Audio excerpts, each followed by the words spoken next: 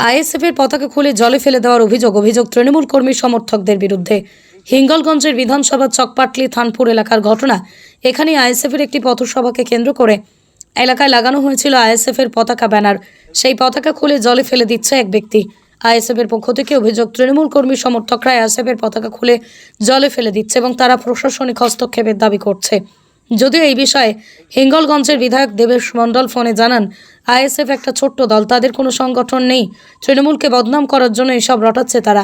তৃণমূলের এইরকম অন্যায় কাজ করার দরকার পড়ে না। হিঙ্গলগঞ্জ থেকে সুকান্ত দাসের report, crime press Bengal news.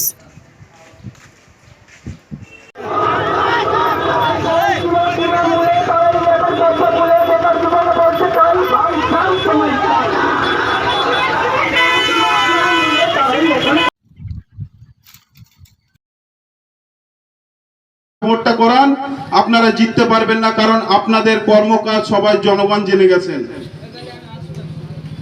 তারপরেও একটা কথা, আমরা যত জনগণ পশ্চিমবাংলায় বাস করি তথা বসিরহাটে বসবাস করি, দেখবেন আমাদের রাস্তা আছে, রাস্তায় লাইট নেই।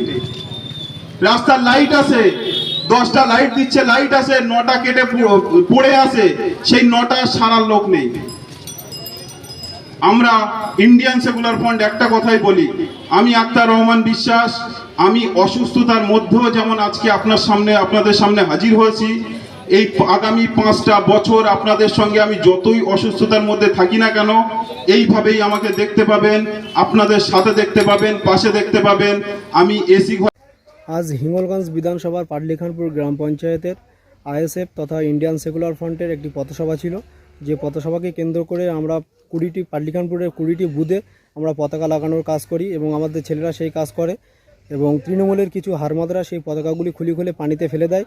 এর জন্য আমরা হাসনাবাদ থানা কমপ্লেন দায়ের করেছি এবং এর আমরা সুস্থ বিচার কামনা করছি। আমি ইন্ডিয়ান সেকুলার ফ্রন্টের হিঙ্গলগঞ্জ বিধানসভার অবজারভার।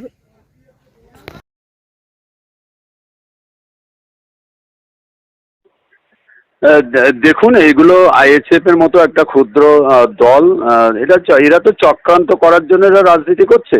সুতরাং কে ফেলে দিয়েছে এটা ওরা সঙ্গে সঙ্গে ধরে ফেলেছে। এরকম কাজ আমরাও নিন্দা করি। এই ধরনের কাজ আমাদের করার কোনো প্রয়োজন আসে না। আমাদের দলের সেরকম কর্মী বা সমর্থক এই মানসিকতা নেই, এটা নিঃসন্দেহে বলা যায়। কিন্তু আইএসএফ ক্ষুদ্র রাজনীতি করার স্বার্থে হয়তো আঙুলটা আমাদের দিকে তুলতে পারে, কিন্তু এর বাস্তবতা সত্যতা যদি কোনো থাকে তাহলে অভিযোগ করা ভালো। শুধু রাজনীতি করার জন্য এই ধরনের অভিযোগ করে লাভ নেই। ঠিক, ধন্যবাদ। ধন্যবাদ দাদা।